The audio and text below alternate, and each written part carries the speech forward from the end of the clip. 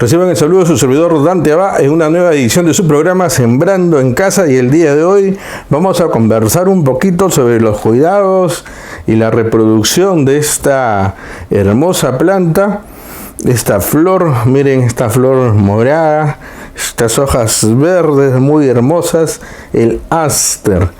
Una planta que podemos tener en el biohuerto, en el jardín y en el macetero. Esto es una planta que le gusta el sol, es una planta de exterior. De este género hay más de 600 especies y dependiendo de la especie está el tamaño entre 30 a 150 centímetros de altura. Los colores también son variados, tenemos este color muy hermoso, hay blancos, rojos, amarillos. Esta es una planta que requiere humedad, no es aconsejable dejarlo sin agua.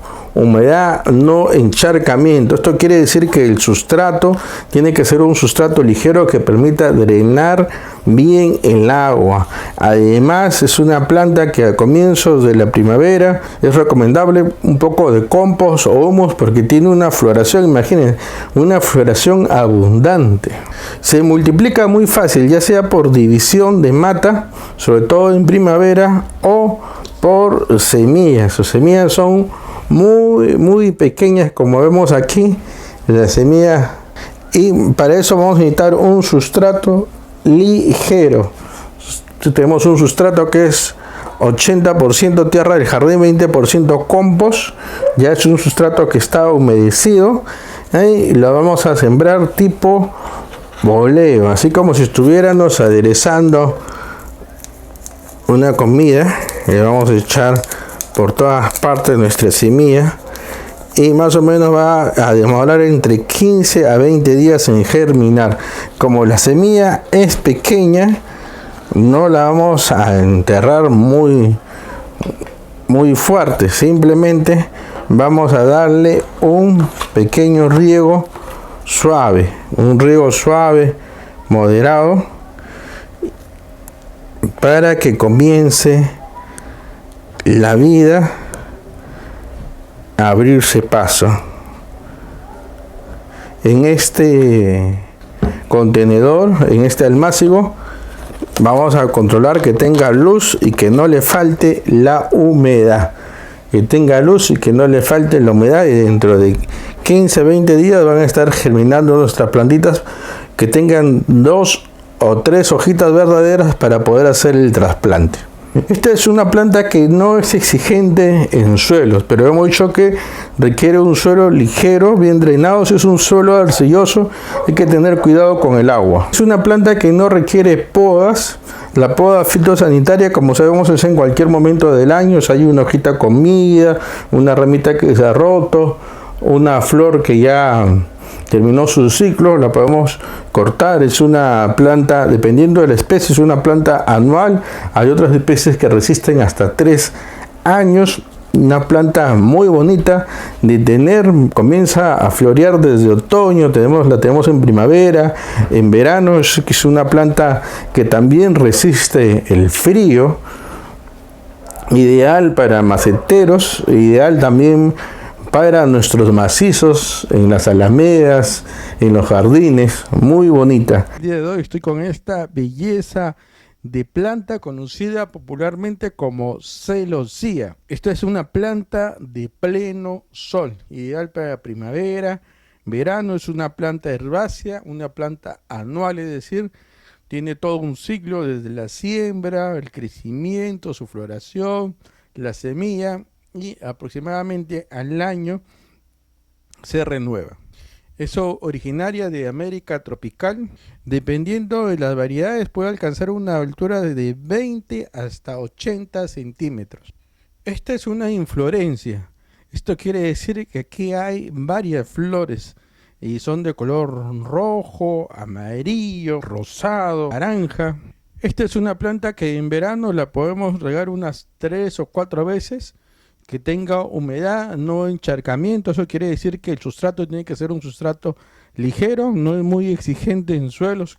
Si está en el jardín, en el biohuerto, si está en un macetero y tiene el macetero el platito, ese platito, después de haberlo regado más o menos a los 15 minutos, media hora, hay que botarle el agua para que no haya problemas de pudrición. no haya problemas de que se pudra la raíz. También es importante siempre regar aquí en el sustrato, en el suelito, en la arenita, como a veces decimos, no regar por encima de las flores porque le puede traer hongos, la planta se puede marchitar. Su reproducción es muy fácil, principalmente por semillas al comienzo de la primavera. Esta es una planta que da bastante semilla y al comienzo de la primavera es el momento ideal para sembrar nuestra celosía. En plagas, pueden haber plagas, en esta planta es resistente a las plagas, pero pueden, por ejemplo, haber caracoles, babosas. Ya sabemos que tenemos que usar para los caracoles, la babosa está en nuestro canal.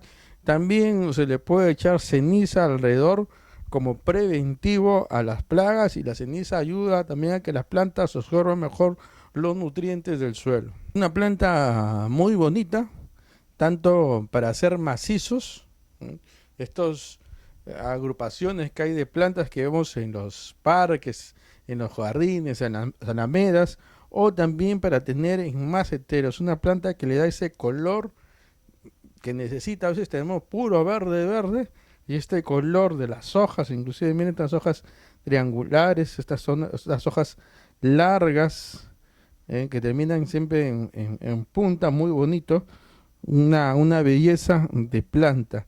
La celosía, una planta fácil de tener en casa, fácil de mantener con los cuidados pertinentes. Si usted va a comprar esta planta, fíjese que las hojas estén sanas, que la planta esté buena, así vivaz, que no esté triste. Si usted encuentra la planta que está triste, que está comida, que tiene algún tipo de hongos y le dicen que esta planta ya está curada, preferiblemente no llevarla a casa porque puede estar llevando algún hongo, alguna enfermedad a otras plantas. El día de hoy tenemos a nuestra invitada, las clavelinas, estas hermosas flores clavelinas que crecen muy bien en primavera y en verano, dan su flor, pero también dan flor todo el año.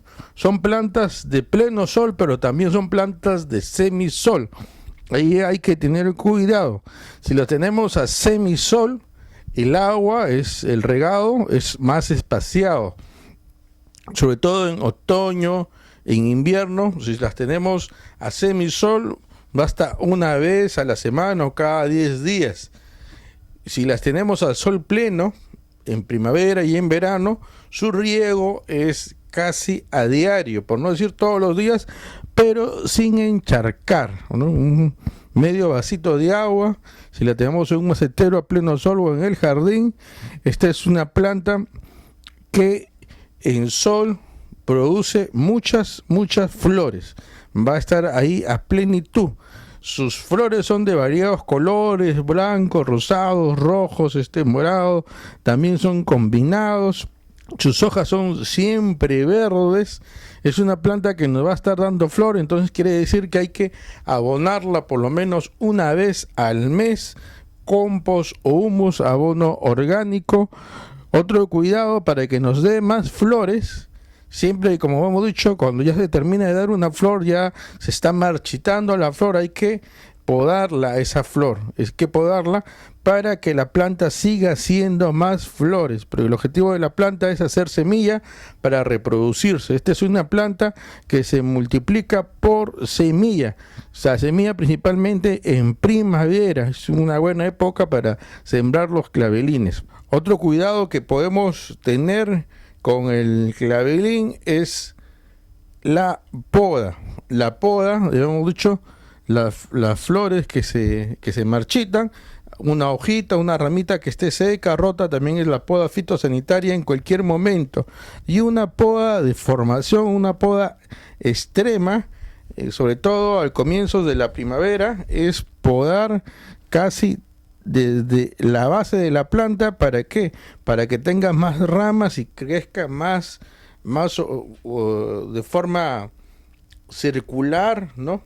Más coposa y que nos dé más cantidad de flores. Eso se suele hacer en comienzos de primavera, no en otoño ni en invierno. Plagas, bueno, es resistente a las plagas, pero puede haber pulgones si no tenemos cuidado con el agua, o si el jardín está muy cupido, le hacen sombras a otras plantas, pueden haber problemas de hongos. Los hongos vienen principalmente por exceso de humedad y por falta de ventilación, de luz, de sol. Así que por eso que la poda de las plantas es importante, y el distanciamiento que hay, el marco de plantación. Las plantas requieren su lugar. Si tenemos esos problemas, puede haber ataque de hongos, por ejemplo. El azufre, la ceniza es muy bueno para prevenir los hongos.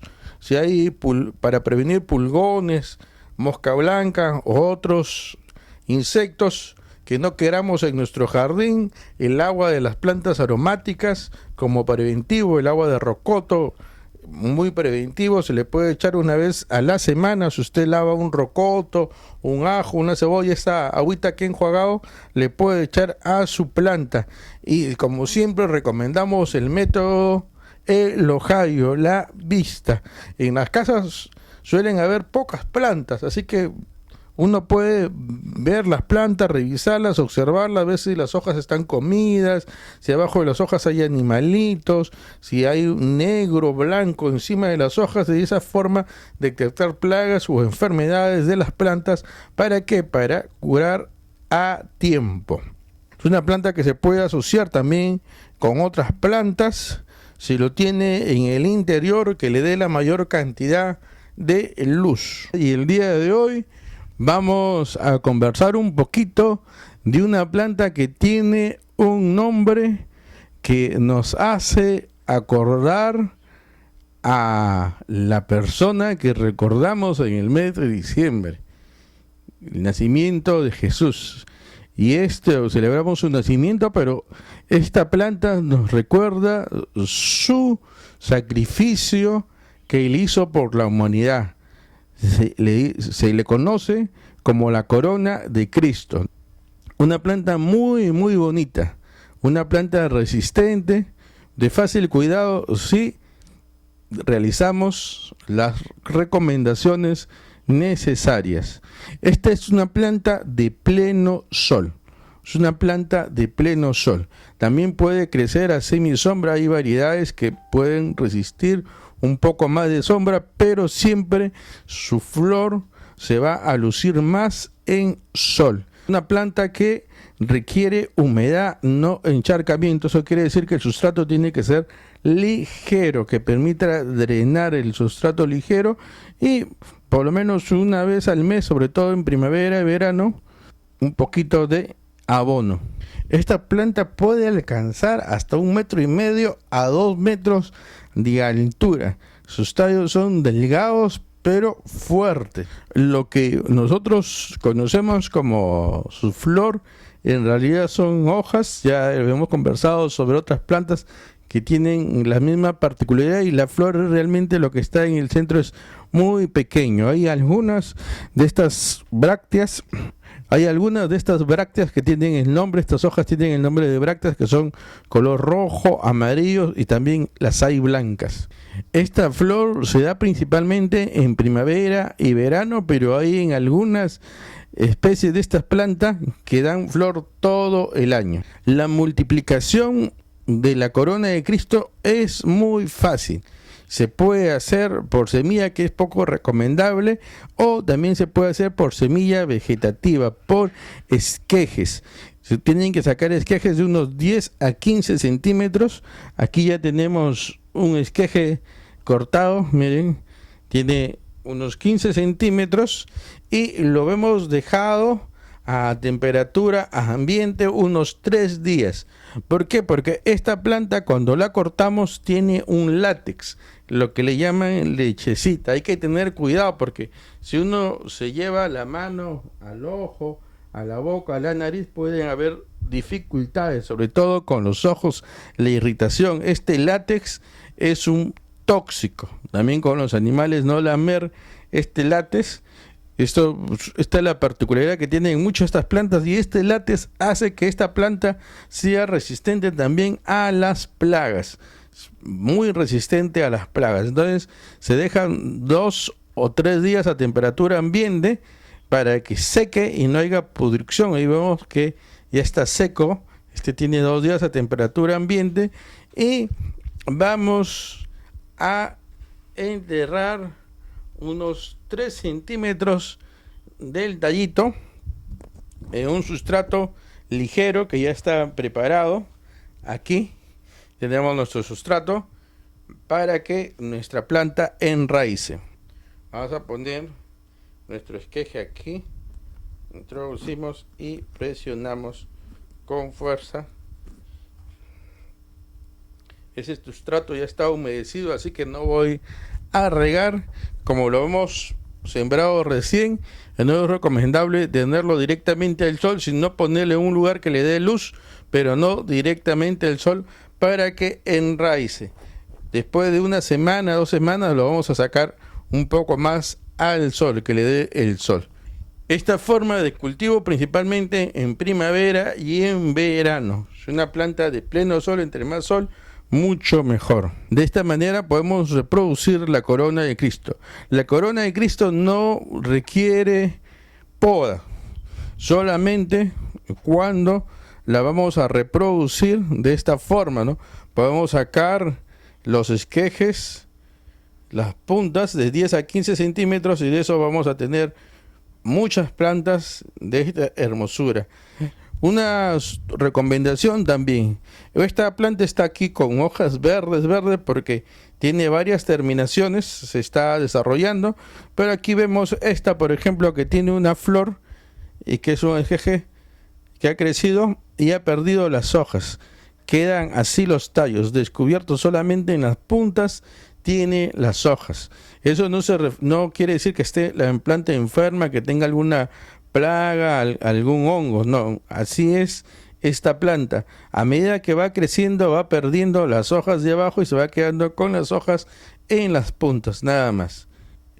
Parte de su belleza son estas espinas que tiene, que sí son espinas muy fuertes, y hay que tener cuidado donde la pongamos por los niños. A veces los niños quieren coger las plantas, quieren jugar con ellas. Una planta que puede estar en el jardín externo, puede estar en la azotea, una planta muy bonita, sobre todo la corona de Cristo, el color rojo, en el mes de diciembre, en esta parte del mundo que solemos celebrar la Navidad. Si usted quiere saber más sobre las plantas, cómo producir sus propias hortalizas, plantas aromáticas, frutales, los árboles y arbustos recomendados para nuestra ciudad, quiere hacer abonos orgánicos, insecticidas orgánicos y otros importantes temas, le sugerimos el libro Agricultura Urbana desde los Hogares, escrito por Elvira Espinosa Arias y su servidor Dante Abad. Son 5 capítulos en formato PDF, formato digital, más de 200 páginas, totalmente actualizado, solamente a 5 soles en el Perú, a $2 a los amigos en el extranjero. En la descripción del video está nuestra cuenta en el Banco Continental y en el Banco de Crédito, y aquí con el número de celular la opción Yape. El día de hoy vamos a hablar un poco de esta magnífica flor. Imaginen esta flor, este color blanco, pero también hay en otros colores, con este centro amarillo muy bonito, y las hojas, miren, verdes, delgadas, pero muy tupidas. Una planta que puede crecer hasta medio metro. Esta es una planta de primavera, de verano, así que la vamos a tener en toda la estación de sol. Se llama Cosmos, una planta muy bonita y muy fácil de tener en la casa, en los biohuertos, en el jardín. Es una planta de las que solemos decir se autosiembran. ¿Por qué? Porque la plantita da su flor, y esta flor, cuando se seca, deja un capullo, y ahí están sus semillas. Las semillas caen o con el viento se van. Una cubierta que esté húmeda, un suelo listo, ya preparado, van a crecer muy rápidamente. También se suele multiplicar por esquejes, sobre todo en primavera se pueden enraizar esquejes. En su semilla es delgada, un poquito grande, relativamente grande, ¿no? Muy delgada y larga además. Esta semilla se puede sembrar en un sustrato preparado, humedecido, solamente que esté suelto. Aquí tenemos un sustrato y lo vamos a sembrar en esta vez en almácigo. También puede ser siembra directa al voleo. Yo les sugiero sembrarlo en el jardín, si es en el jardín, en el biohuerto o en el macetero, siembra directa al voleo, que esté un sustrato suelto, humedecido, y cogemos ahí en el jardín, en el macetero, como si estuviéramos aderezando algo por todos lados que caiga, y ahí solito va a volver a salir. Aquí en este caso estamos haciendo siembra indirecta. Cuando estén las plantas enraizadas, se van a colocar unas 2 semanas, 10 días, 2 semanas van a estar brotando. Echamos el agüita, el agua es vida.